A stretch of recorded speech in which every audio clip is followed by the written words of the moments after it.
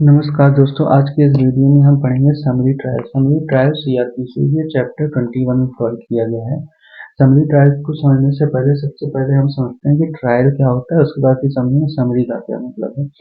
Trial का मतलब होता है ट्रायल मतलब बेसिकली होता है एक formal meeting in court law की एक फॉर्मल मीटिंग जो क्या करती है, जिसमें जज करते हैं listen evidence and decide whether a person is guilt of crime और नॉट। इसमें जो जज होते हैं वो एविडेंस को देखते हैं और उस हिसाब से डिसाइड करते हैं कि क्या किसी पर्सन ने गिल्टी किया है, कोई गिल्ट किया है कि नहीं।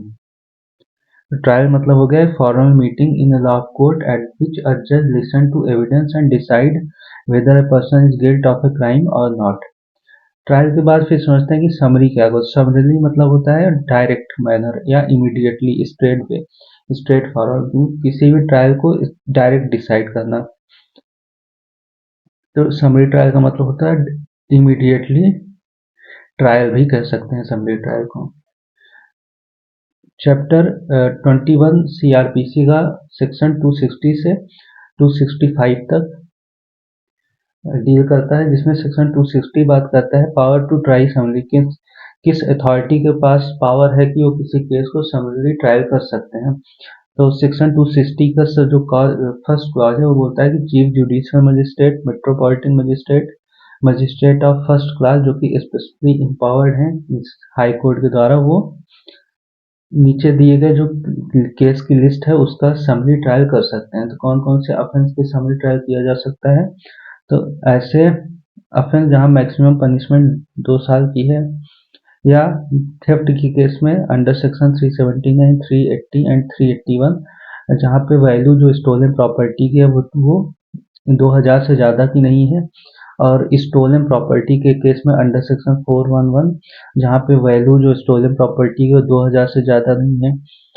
सेक्शन 414 में जो वैल्यू है प्रॉपर्टी की वो 2000 से ज़्यादा नहीं है, और कोई offence under section 454 and 456 of IPC. And next, insult with intent to provoke a breach of peace under section 504 and 506. Abetment of any foregoing sex offence, या जो ऊपर दिए गए ऑफेंस उसका कोई अबेटमेंट कर रहा हो। नेक्स्ट है कि an attempt to commit an foregoing offence which such attempt, जो ऊपर दिए गए ऑफेंस है उसका कोई अटेम्प्ट कर रहा हो, या section 20 of Cattle Trespass Act में कोई ऑफेंस किया गया हो। तो ये सारे ऑफेंस जो दिए गए हैं क्लॉज फर्स्ट में, उनके लिए समरी ट्रायल किया जा सकता है। कौन कौन से कर सकते हैं, तो chief judicial magistrate, metropolitan magistrate and magistrate of first class. जो सेक्शन 261 है वो डील करता है कि कब magistrate of second class magistrate empower है समरी ट्रायल करने के लिए। तो जब हाई कोर्ट में कन्फर और any magistrate invested with the power of magistrate of the second class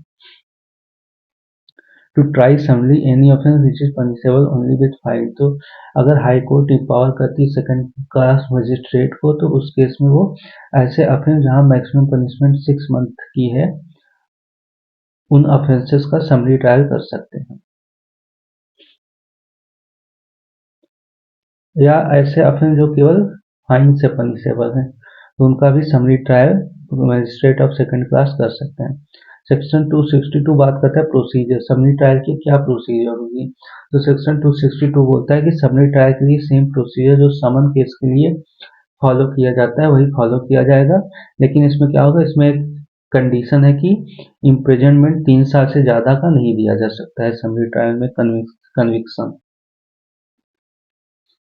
फिर 263 रिकॉर्ड इन समरी ट्रायल में रिकॉर्ड कैसे तैयार किया जाएगा, तो उसके बारे में भी बताता है सेक्शन 263 कि अगर in every case tried summary the magistrate shall enter in such form at the state government may direct the following particulars namely.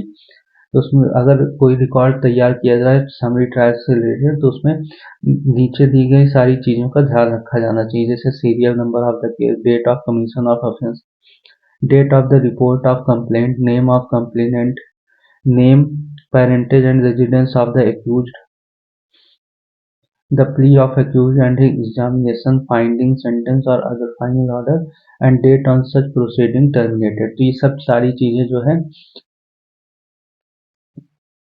Summary trial किए जा रहे ऑफेंस के रिकॉर्ड में, ये सब सारी चीजें इंक्लूड की जानी जरूरी है। सेक्शन 264 बात करता है judgment in case tried summary. अगर कोई ऑफेंस का समरी ट्रायल किया जा रहा है तो उसका जजमेंट कैसे होगा। In every case tried summarily in which accused does not plead guilty, the magistrate shall record the substance of the evidence and judgment containing a brief statement of the reason for the finding। कि अगर summary trial के दौरान जो accused है उसने guilty plea नहीं किया है तो मजिस्ट्रेट एविडेंस को ध्यान में रखते हुए जजमेंट देगा और जजमेंट के साथ ही एक ब्रीफ स्टेटमेंट देगा कि किस बेसिस पे रीजनिंग क्या है उस जजमेंट देने की। Language of record and judgment, तो जजमेंट की लैंग्वेज क्या होगी, अगर कोई रिकॉर्ड है तो उसकी लैंग्वेज क्या होगी, बात करता है section 265। Every such record and judgment shall be written in the language of the court. तो कहता है कि जो भी रिकॉर्ड या जजमेंट की लैंग्वेज होगी वो कोर्ट की भाषा में लिखी जाएगी। The high court may authorise any magistrate, High Court may authorize any magistrate empowered to try offence summarily to prepare the aforesaid record or judgment or both by means of an officer appointed in this behalf by the Chief Judicial Magistrate, and the record or judgment so prepared shall be signed by such magistrate।